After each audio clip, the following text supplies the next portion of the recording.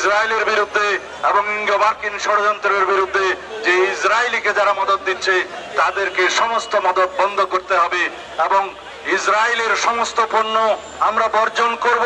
তার মানে এই না যে আমরা কোনো ব্যবসায়িক প্রতিষ্ঠানে হামলা করব। গতকালকে বাংলাদেশে কিছু স্থাপনায় হামলা হয়েছে, আমরা তার নিন্দা জানাই এবং এখানে আমরা বলতে চাই সরকারের ব্যর্থতা এখানে লক্ষণীয়, আইন শৃঙ্খলা বাহিনীর ব্যর্থতা এখানে লক্ষণীয়।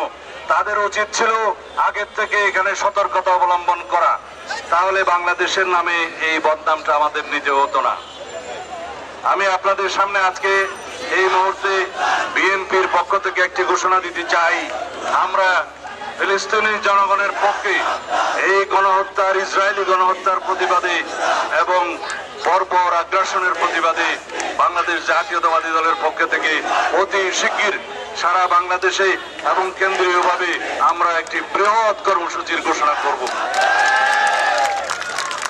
আমরা এদেশের সমস্ত জনগণকে আহ্বান জানাই, পৃথিবীর সমস্ত মুসলিম বিশ্বের যারা মডেল আছেন তাদেরকে আহ্বান জানাই, যারা পরাশক্তির একটি অংশ, যারা মদত দিচ্ছে ইসরায়েলিদেরকে তাদেরকে আহ্বান জানাই, এই মুহূর্ত থেকে গণহত্যা বন্ধ করার জন্য আপনাদের পদক্ষেপ নিতে হবে।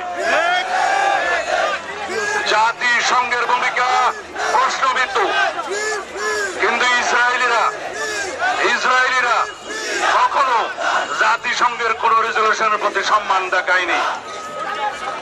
এই ইসরায়েলি সরকার জাতিসংঘের কোন নির্দেশনা, কোন অনুশাসন আজ পর্যন্ত মানেনি। এই পরাশক্তির দুই একটা দেশ তারা সব সময় যখনই ফিলিস্তিনি মুসলমানের পক্ষে জাতিসংঘ রেজলিউশন পাশ করেছে তারা তার বিরুদ্ধে ভেটো প্রয়োগ করেছে, আপনারা সবাই জানেন।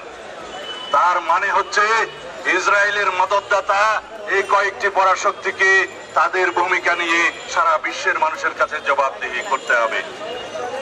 যতদিন পর্যন্ত ফিলিস্তিন মুক্ত না হবে, যতদিন পর্যন্ত ফিলিস্তিনে গণহত্যা বন্ধ না হবে, যতদিন পর্যন্ত ইসরায়েলি বর্বর আগ্রাসন বন্ধ না হবে, ততদিন পর্যন্ত আমরা অবিরত বাংলাদেশ এবং সারা পৃথিবীর মানুষকে আহ্বান জানাবো, আমরা আমাদের প্রতিবাদ এবং নিন্দা আমাদের জানাতে থাকতেই হবে।